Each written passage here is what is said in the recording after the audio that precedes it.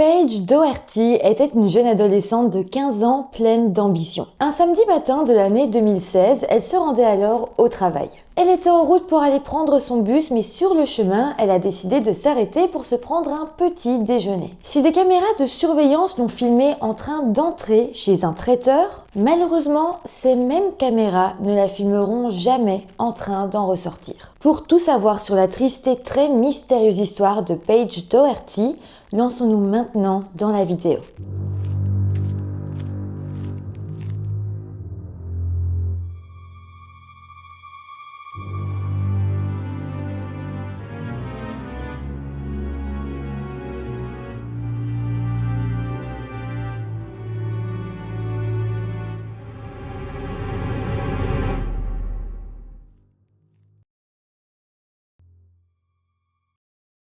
Hello tout le monde, j'espère que vous allez bien. On se retrouve aujourd'hui pour une affaire qui est irlandaise et qui est assez folle. On parle ici d'une personne qui est rentrée dans un magasin, qui est rentrée dans un traiteur et qui n'en est jamais ressortie. Il y a énormément de mystères dans cette histoire, bien que vous allez voir, elle est résolue. En tout cas, il y a eu une décision du tribunal. Même si voilà, il reste des points qui n'ont pas encore été éclairés. Avant de commencer, comme d'habitude, je vous rappelle de vous abonner à la chaîne si ce n'est pas encore fait. Merci énormément, comme d'habitude, à tous ceux qui le feront. Merci à tous ceux qui sont déjà abonnés. Et maintenant, ne perdons plus de temps et lançons-nous dans cette triste affaire. Paige Ann Doherty est née le 17 avril 2000 en Écosse, dans la ville de Clydebank, dans la périphérie de Glasgow. Elle y vivait alors avec sa mère Pamela, son beau-père Andy et ses 3 petits frères et sœurs dont elle était très proche. En 2016, Paige était alors une adolescente de 15 ans, bientôt 16, que tout le monde décrivait comme brillante et très prometteuse. D'ailleurs, Paige avait de grands rêves et avait pour but de devenir une coiffeuse et une styliste reconnue. Sinon, comme la plupart des adolescents, Paige était une fille très active sur les réseaux sociaux et y passait donc beaucoup de temps chaque jour. Je pense qu'on peut dire que c'était son principal hobby. Mais à présent, on va se plonger dans la journée du vendredi 18 mars 2016. Ce jour-là, Paige s'était rendue chez sa meilleure amie, Lauren Mill, après l'école et avait même prévu de dormir chez elle. Je précise que Lauren vivait elle aussi à Clydebank, donc assez proche de là où vivaient Paige et sa famille. Les 2 amies avaient alors passé la soirée à se coiffer et à se maquiller, et puis elles avaient énormément parlé de leurs rêves et de tous leurs projets à venir. La soirée s'était donc passée à merveille et les filles avaient fini par s'endormir. Le lendemain matin, Paige s'était levée assez tôt et avait quitté le domicile de son amie vers 8h du matin à peu près. On était donc le samedi 19 mars 2016 et ce jour-là, Paige devait en fait se rendre à son travail. Elle travaillait en fait comme étudiante dans un salon de coiffure qui s'appelait Street Image Hairdressers et qui se situait dans la ville de Kirkintilloch à 19 km de chez elle, donc à une trentaine de minutes en bus. Il faut savoir que Paige était extrêmement heureuse à l'idée de s'être trouvé son premier job étudiant et d'ailleurs, selon sa mère, Pamela, elle achetait très souvent des cadeaux avec son petit salaire pour ses frères et sœurs. Mais donc pour en revenir à notre samedi matin, Paige a quitté la maison de son amie vers 8h et elle a commencé à marcher vers son arrêt de bus. Mais comme chaque samedi, avant de prendre le bus, elle a décidé d'aller s'acheter quelque chose pour déjeuner. En fait, pour aller rejoindre son bus, elle devait passer sur l'avenue Fleming et c'est là qu'elle allait toujours se prendre à manger parce qu'il y avait pas mal de petites épiceries et traiteurs. D'ailleurs, en temps normal, elle s'arrêtait à l'épicerie Fleming Food Store, mais ce matin-là, ce ne fut pas le cas. En fait, Paige est bel et bien passée devant cette épicerie et d'ailleurs le propriétaire, Ashi Hamed, l'a croisée du regard et lui a même fait un signe de la main. Paige lui avait alors souri et lui avait rendu son signe. En fait, les deux se connaissaient depuis longtemps, ils habitaient le même village, voilà, ils se connaissaient. Mais en tout cas, ce matin-là, Paige a eu l'air de vouloir prendre son déjeuner autre part et c'est dans un petit traiteur qui s'appelait Delicious Deli qui se situe au numéro 22 de l'avenue Fleming, donc juste à côté du magasin d'Ashi Hamed. Lorsqu'elle est rentrée dans ce traiteur, Paige était la seule cliente présente sur place. Tout était alors censé aller très vite, une transaction rapide et elle devait normalement se remettre en chemin pour le travail, mais malheureusement, la suite des événements sera bien plus sinistre. Peu de temps après, les collègues de Paige au salon de coiffure ont commencé à s'inquiéter en voyant qu'elle n'arrivait pas. Paige était une fille très ponctuelle et très fiable et comme je vous l'ai dit, elle était fière de son travail et de toutes les responsabilités qui en découlaient. Ses employeurs savaient que si elle devait s'absenter de son travail pour une raison quelconque, elle préviendrait. Si elle était malade, elle préviendrait. Et encore une fois, si elle était en retard, eh bien, elle préviendrait. Mais voilà, ce jour-là, les heures passaient et Paige ne semblait pas arriver. De plus, personne n'avait la moindre nouvelle d'elle. Pourtant, ses collègues ont essayé de l'appeler à plusieurs reprises, mais elle n'a donné strictement aucun signe de vie. En parallèle, Dylan, qui était en fait son petit ami, essayait lui aussi de la contacter. Il savait qu'en temps normal, Paige était toujours collée à son téléphone et n'était jamais injoignable, surtout quand il s'agissait de son petit ami. Les deux s'envoyaient toujours des messages tout au long de la journée et s'appelaient dès qu'ils le pouvaient. Mais ce jour-là, eh bien Dylan était inquiet de ne recevoir strictement aucune nouvelle de Paige. Au final, fin de la matinée, Dylan avait décidé d'appeler le salon de coiffure où Paige travaillait pour vérifier qu'elle y était bien. Mais voilà, lorsqu'il va appeler et que les employeurs et les collègues de Paige vont lui dire qu'elle n'était pas venue travailler, c'est là qu'il va vraiment commencer à paniquer. Rien de tout ça était normal. Paige était censée donner des nouvelles, était censée lui répondre, et le fait qu'elle n'aille pas travailler et qu'elle ne donne pas de nouvelles, ça voulait dire que quelque chose lui était arrivé, c'était sûr. Dylan a alors décidé d'appeler la police pour signaler la disparition de Paige, et après ça, la mère de Paige, Pamela, a rapidement été mise au courant de la disparition de sa fille. Alors immédiatement, toute la famille et tous les amis de Paige ont été extrêmement inquiets. Paige, c'était vraiment quelqu'un qui était proche des gens qu'elle aimait. Elle avait toujours besoin de leur envoyer des messages, de vérifier que tout aille bien. Donc le fait de ne plus avoir de ces nouvelles ne présageait strictement rien de bon. Le point positif ici, c'est que la police a semblé prendre l'affaire au sérieux directement et n'a pas perdu de temps pour tenter de localiser Paige. Pas mal d'affiches ont été déployées dans les rues de la ville et une page Facebook dédiée à la disparition de Paige a été créée pour tenter de médiatiser l'affaire un maximum pour que le plus de personnes possible soient au courant de sa disparition, mais aussi pour peut-être retrouver des témoins qui auraient vu ou entendu quelque chose. En soi, la recherche intensive a duré 2 jours. C'est peu, mais c'est malheureusement au bout de ces 2 jours qu'une triste découverte va être faite. C'était le lundi suivant et ce jour-là, 2 personnes marchaient dans le sous-bois d'une zone fortement boisée dans la ville de Clydebank. Alors qu'ils se baladaient, ils ont vu un gros sac poubelle, ils se sont approchés et c'est là qu'ils ont compris que dans ce sac, il y avait un corps humain. Ils avaient alors immédiatement appelé les secours et une fois les autorités sur place, ils ont compris qu'ils venaient de faire la découverte du corps sans vie de Paige Doherty, disparu 2 jours plus tôt seulement. Son corps a alors été emmené auprès d'un médecin légiste et c'est là qu'on va comprendre à quel point sa mort avait été brutale. Au total, Paige avait reçu 61 coups de couteau. Elle en avait d'ailleurs 43 juste au niveau de la tête et du cou. De plus, elle avait 85 autres blessures sur le corps, dont beaucoup étaient en fait de nature défensive, ce qui montrait que Paige avait lutté avec son agresseur. D'ailleurs, je précise que Paige était vraiment petite, elle faisait 1m40, donc pour son agresseur, c'était comme s'attaquer à un enfant, elle avait très peu de défense, et pourtant, au vu de l'autopsie, au vu de ce qu'on a retrouvé sur son corps, on voit clairement qu'elle s'est battue encore et encore pour sa vie. Mais bon, malheureusement, eh bien, ça n'a pas suffi. Le médecin légiste déterminera également que la blessure au couteau qui a probablement tué Paige était une grande plaie béante qui se situait sur le côté gauche de son cou. La plaie mesurait 9,5 cm sur 6,5 cm et elle était profonde de 4,5 cm, donc autant dire qu'elle était vraiment grande et que la blessure avait été due à plusieurs coups de couteau répétés au même endroit. Le légiste notera d'ailleurs que son artère carotide avait été sectionnée,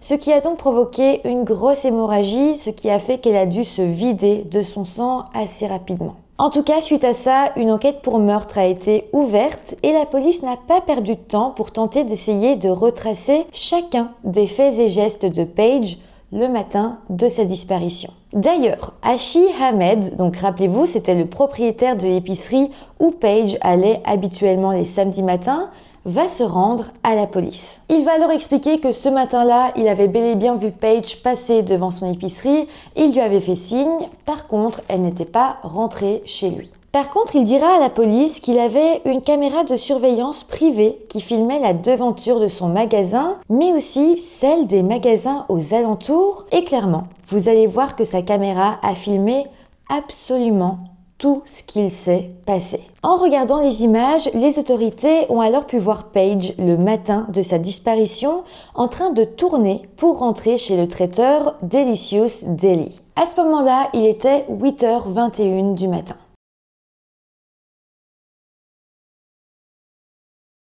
Alors par contre sur les images, on la voyait pas clairement rentrer dans le magasin. Par contre, on voyait qu'elle tournait comme pour y rentrer, donc voilà, on se doutait qu'elle y avait été. Alors, en soi, ça aurait pu passer inaperçu. Mais on va vite se rendre compte que si on la voyait entrer dans ce traiteur, on ne la voyait par contre jamais en ressortir, ce qui clairement laissait présager que quelque chose s'était passé là-bas. La suite de la vidéo était encore bien plus étrange. On pouvait y voir le patron du Delicious Deli fermer les stores et les volets de son magasin, chose vraiment bizarre vu que le traiteur était censé être ouvert à ce moment-là. Ça veut donc dire qu'il a fermé précipitamment après que Paige soit rentrée. Alors, pour vous parler un petit peu du patron du magasin, il s'agissait d'un homme de 32 ans nommé John Littem. Il vivait lui aussi à Clydebank avec sa femme Kasia qui était originaire de Pologne ainsi qu'avec leur petite fille. Mais pour en revenir à cette vidéo de surveillance, par la suite, après avoir fermé les volets de l'épicerie, la caméra a filmé John en train de courir vers le magasin voisin pour y faire quelques courses. Plus tard, la police s'était rendue au magasin de John et y avait alors découvert ce qu'il avait acheté. Il avait acheté de l'eau de Javel, des lingettes antibactériennes et des sacs poubelles. Et clairement avec ça, John devenait le suspect numéro 1 dans cette affaire d'homicide. Mais les preuves à son encontre ne s'arrêtent toujours pas là. Toujours grâce aux caméras de surveillance placées dans la rue, on a pu découvrir de nouvelles images de John le montrant à 10h03 du matin en train de porter un gros sac poubelle et le placer dans le coffre de sa voiture.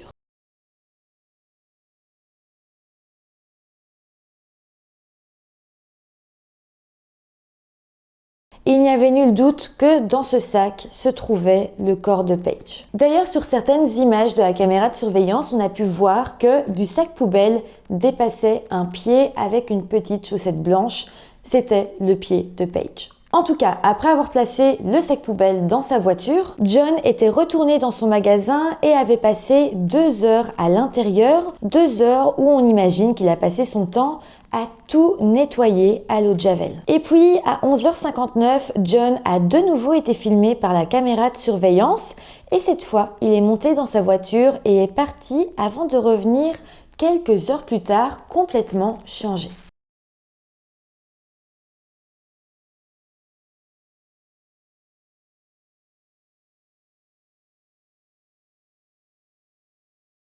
Là, il avait alors réouvert son magasin et avait continué à servir des clients jusqu'à la fermeture à 15h15. La suite de l'enquête a d'ailleurs dévoilé que ce jour-là, lorsqu'il a quitté son magasin, John avait en fait caché le corps de Paige dans son cabanon de jardin. Ce qui est dingue, c'est qu'il avait caché le corps et puis il était retourné au travail et avait continué sa journée totalement normalement.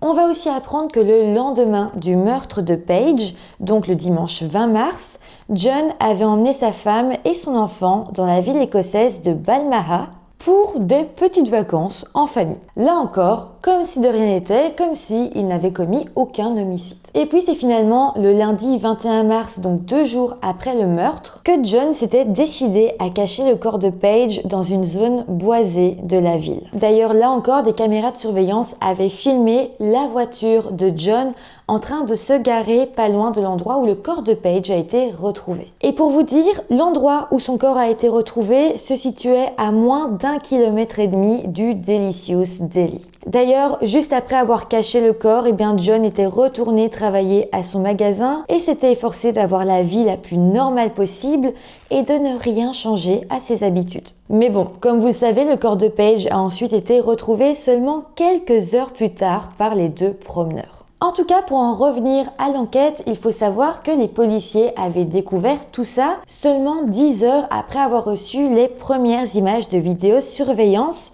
venant de Hashi Ahmed, donc l'autre commerçant. Après ça, les autorités ont alors fouillé la maison de John Littem, sa voiture et son épicerie. D'ailleurs, ils vont se rendre compte que la voiture de John avait été méticuleusement nettoyée et qu'il serait alors difficile d'y trouver des preuves médico-légales. Mais bon, finalement, le mardi 23 mars, donc 3 jours après le meurtre, John Littem a finalement été arrêté par la police et emmené au commissariat. Sur place, il a alors été interrogé et il a nié avoir quoi que ce soit à voir avec le meurtre. Il a d'ailleurs dit aux enquêteurs qu'il était certain qu'il ne trouverait pas la moindre trace de sang de Paige dans son magasin.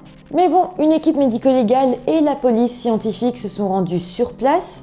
Et malgré tout, ils ont fini par retrouver du sang à de nombreux endroits malgré le nettoyage évident qu'il y avait eu. Après ça, on a confronté John aux découvertes et la police a procédé à un nouvel interrogatoire. Au début, John restait sur ses positions et puis au bout d'un moment, il a décidé d'avouer et de dire la vérité ou plutôt sa vérité à lui. Il va alors expliquer que le samedi matin, Paige était bel et bien venue dans son magasin. Il la connaissait vaguement car elle venait quand même chez lui assez régulièrement. Mais en tout cas, ce matin-là, elle lui a commandé un roulé feuilleté à la saucisse. John a ensuite affirmé que pendant qu'il préparait la nourriture pour Paige, elle lui avait demandé s'il pouvait lui donner un emploi à temps partiel dans son épicerie. John dira qu'il lui avait alors demandé son âge, mais qu'il avait fini par refuser parce que Paige n'avait que 15 ans, bien que ce soit l'année de ses 16 ans. John va alors dire à la police que suite à ça, Paige avait eu l'air frustrée. Elle se serait même mise en colère et aurait exigé qu'il lui donne un emploi.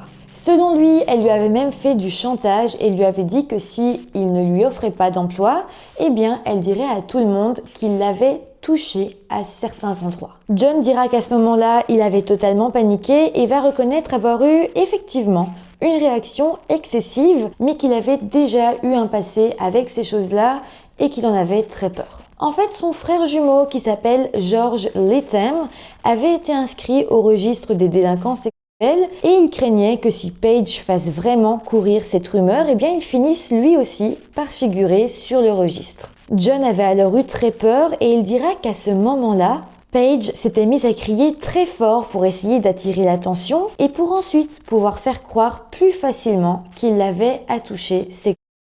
John dira alors que dans la panique, il avait voulu la faire taire et avait alors pris un couteau et l'avait poignardée. Selon lui, Paige se serait défendue, elle se serait débattue, mais lui, toujours dans ce vent de panique, aurait continué à la poignarder encore et encore et encore jusqu'à ce qu'elle ne bouge plus du tout. Bon, clairement ici, aucun policier ne va croire à son histoire. Au moins, John reconnaissait avoir tué Paige, mais ça semblait très peu probable que Paige ait eu ce genre de comportement. Ce n'était pas du tout son caractère. Toutes les personnes qui la connaissaient disaient d'elle qu'elle était une jeune fille gentille et attentionnée qui faisait passer le besoin des autres avant les siens. De plus, elle avait déjà un travail qu'elle adorait et qui lui permettait également d'acquérir l'expérience dont elle avait besoin pour progresser dans le secteur de la beauté. Il était donc vraiment très peu probable qu'elle ait voulu travailler avec John à la charcuterie. Sinon, du côté du public, la nouvelle de la mort de Paige et les circonstances totalement horribles dans lesquelles ça arrivait ont provoqué une vague de chagrin dans la ville, mais également dans les environs. D'ailleurs, quelques jours après la découverte de son corps, des centaines de personnes se sont réunies lors d'une marche commémorative en l'honneur de Paige. Ils s'étaient tous habillés en rose et ont lâché des ballons en forme de cœur. De plus, l'un des monuments de Clydebank, appelé la grue Titan, a été illuminé en rose en l'honneur de Paige, mais également pour montrer tout le soutien de la ville envers la famille. Sur les réseaux sociaux, le hashtag #PoutForPaige a été créé en son honneur. En gros, Paige aimait beaucoup poster des photos d'elle sur les réseaux sociaux où elle faisait la moue et le hashtag veut dire mou pour Paige et encourage donc les gens à le publier en y joignant une petite photo d'eux en train de faire la moue. D'ailleurs, la première ministre écossaise Nicola Sturgeon a publié une photo d'elle en train de faire la moue en utilisant justement le hashtag. Il y a également eu 2 collectes de fonds qui ont été lancées pour aider la famille à faire face aux frais funéraires et aux autres dépenses. Et les cagnottes ont d'ailleurs permis de collecter des milliers de livres sterling en quelques jours seulement. Donc vraiment, il y a eu un énorme soutien de la part du public. Et puis finalement, les funérailles de Paige ont eu lieu le 20 avril 2016. C'était une très belle cérémonie et son cercueil a même été transporté en calèche jusqu'à l'église Sainte-Marguerite à Clydebank. Lors de la cérémonie, Pamela, donc la mère de Paige, a pris la parole et a déclaré: sa mort a été si tragique et insupportable, mais elle a aussi fait beaucoup pour de nombreuses personnes et cela m'émerveille que tout le monde s'unit pour ce petit ange. Dors bien, petite dame, nous nous reverrons un jour au paradis, je t'aimerai pour toujours. Mais parlons à présent du procès à l'encontre de John Littem. Il a eu lieu le 12 octobre 2016, c'est-à-dire 7 mois après la mort de Paige. Donc dans un premier temps, le tribunal a entendu les déclarations de tous les proches de Paige. Pamela, sa maman, a d'ailleurs déclaré que depuis la mort de sa fille, elle souffrait de cauchemars horribles et de crises d'insomnie. Elle a raconté au tribunal qu'elle se réveillait souvent en entendant des cris de peur et de douleur de sa fille et qu'elle avait beaucoup de mal à se confronter au fait qu'elle ne pouvait rien faire pour sauver sa fille. Le beau-père de Paige, qui s'appelle Andrew Monroe, a également parlé au tribunal et a expliqué qu'il souffrait d'une grave dépression depuis la mort de Paige. De plus, les petits frères et sœurs de Paige, âgés entre 1 et 11 ans au moment des faits, ont eux aussi été entendus devant le tribunal, ou en tout cas les plus grands. D'ailleurs, Andrew, qui est le plus grand des frères, celui qui avait 11 ans, a parlé et a dit à quel point il était détruit par le fait que sa grande sœur avait disparu. Il dira qu'il avait beaucoup de souvenirs avec elle, qu'elle l'emmenait au cinéma, qu'elle l'emmenait au parc et qu'à présent il avait du mal à comprendre et à digérer le fait qu'elle ne soit plus là. Mais à présent, parlons de la défense. John n'est jamais revenu sur ses aveux et n'a donc sans doute jamais dit la vérité sur ce qu'il s'était passé. Il a finalement été condamné par la Haute Cour de Glasgow à une peine minimale de 27 ans de prison avant de pouvoir demander une libération conditionnelle. Suite à ça, en février 2017, John Littem a tenté de faire appel à sa condamnation et d'ailleurs, son avocat a affirmé que sa peine était, je cite, « beaucoup trop sévère ».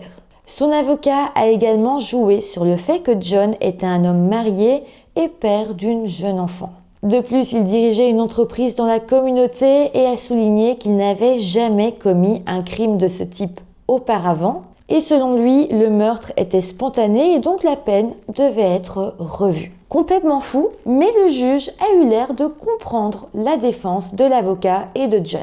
Suite à ça, il a alors réduit la peine minimum de 23 ans de prison avant de pouvoir demander une libération conditionnelle. Cette décision du juge a d'ailleurs été extrêmement controversée. Et d'ailleurs, la mère de Paige a dit à des journalistes que pour elle, c'était une totale plaisanterie. Ça a aussi été l'avis de la population et après ça, l'épicerie de John a été ciblée de plusieurs actes de vandalisme. Il y en avait d'ailleurs tellement qu'au final, des volets métalliques ont dû être installés sur le magasin pour protéger le commerce. Sinon, si vous vous demandez, l'épouse de John, Kezia Littem, a elle juré de soutenir son mari et lui a rendu régulièrement visite en prison et était même prête à l'attendre. Par contre, en raison de son soutien à son mari, sa maison a été bombardée d'œufs et vandalisée après le meurtre de Paige. D'ailleurs, ça ne s'arrête pas là, Kezia a également été agressée alors qu'elle rendait visite à son mari dans la prison de Lowmouth à Glasgow et les agents de sécurité ont d'ailleurs dû intervenir à plusieurs reprises pour la protéger après qu'elle ait été attaquée par des proches d'autres détenus. Au final, elle a reçu tellement d'attaques de tous les côtés qu'elle a fini par prendre son bébé et s'enfuir en Pologne pour échapper à tout ça. Aux dernières nouvelles, elle vit donc avec ses grands-parents dans la ville de Osno-Lubicki. Par contre, quand même, sur une note un petit peu plus positive, suite à tout ça, Pamela, la maman de Paige, a décidé de créer une association caritative au nom de sa fille qui s'appelle Paige's Promise. L'association a mis en place des cours d'autodéfense pour les enfants, l'un dans la ville de Clydebank et l'autre dans la ville de Bishopbriggs. De plus, l'association propose des conseils en matière de deuil et des courts séjours aux familles endeuillées. Et puis aussi, eh bien, Pamela a par la suite donné naissance à une autre petite fille qu'elle a nommée Penny Margaret Page Monroe. Ça a évidemment été un très bel événement dans sa vie, bien que Pam ait dit à plusieurs reprises qu'elle aurait aimé que Paige connaisse sa petite sœur. Par contre, si sa mère a pu rebondir pour ce qui est du père biologique de Paige, John Boswell, ça a été beaucoup plus difficile.